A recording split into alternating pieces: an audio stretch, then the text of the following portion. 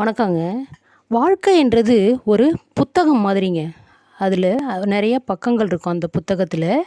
ஒரு சில பக்கங்கள் நமக்கு பிடிக்கும், ஒரு சில பக்கங்கள் நமக்கு பிடிக்காது. தள்ளி விட்டுட்டு போயிடுவோம் இல்லைங்களா? அந்த தள்ளி விட்டுட்டு போற பக்கங்கள ஒரு தடவ இல்லன்னா 2 தடவ படிச்சுட்டு கிழிச்சு போட்டுருவோம் இல்லைங்களா? இந்த பக்கம் நமக்கு தேவையில்ல அப்படின்னு சொல்லி. அந்த மாரி தாங்க வாழ்க்கையில உறவுகளும் சில உறவுகள் இந்த உறவுகள் நமக்கு தேவையில்ல அப்படின்னு நெனைச்சோன்னா, அந்த கிழிச்சு எறிஞ்சோம் இல்லைங்களா ஒரு பக்கம், அத மாதிரி தூக்கி எறிஞ்சிரணுங்க நமக்கு தேவையில்லன்ற உறவுகள. நமக்கு தேவைன்ற பக்கங்கள நம்ம மடிச்சு வச்சு திரும்ப திரும்ப படிச்சு பார்ப்போம் இல்லைங்களா?